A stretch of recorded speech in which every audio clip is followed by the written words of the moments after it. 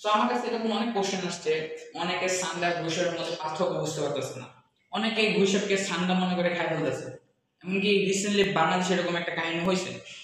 তো আজকে আমি এরকম ক্যামেরাম্যানের দিক দেখো। তো আজকে আমি আসছি সান্ডার ঘুষের পার্থক্য আপনাদেরকে বলার জন্য। সো লেটস স্টার্ট দ্য পার্থক্য। সো পার্ট 1, সান্ডা থাকে মরুভূমিতে আর ঘুষাপ থাকে সব জায়গায়। মরুভূমি তো থাকতে পারে, বাট নরমালি ঠান্ডা জায়গায় থাকে ঘুষাপ। সো 2 নাম্বার, সো সান্ডা ইজ নট ঘুষাপ, বাট ঘুষাপ ইজ সান্ডা। না, আই মিন সরি, ভুল বলছি। দ্যাট ইজ সান্ডা ইজ নট ঘুষাপ,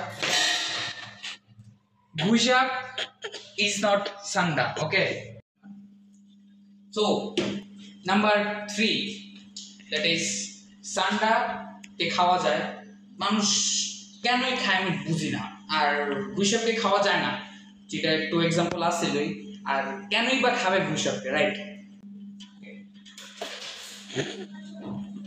4 নম্বর পয়েন্ট, দ্যাট ইজ সান্ডার সাইজে ছোট হয় আবার মাঝে মধ্যে বড় হয়, আর অন্যদিকে ঘুষাপ সাইজে বড় হয় আবার মাঝে মধ্যে একটু ছোটও হয়। It depends on the size. Okay, so now the full and final one, that is sanda is sanda, gushap is gushap. এই ক্যামেরাম্যান রে।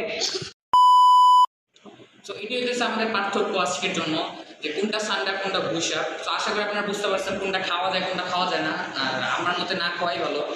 অ্যান্ড আরও সুন্দর পার্থক্য ভবিষ্যতে দেখার জন্য সুন্দরভাবে চ্যানেলটাকে সাবস্ক্রাইব করে দিন, ভিডিওটাকে লাইক করে দিন। আর যদি পার্থক্য না বুঝতে পারেন তাহলে কমেন্টে জানিয়ে দিন, আর যদি বুঝতে পারেন তাও কমেন্টে জানিয়ে দিন।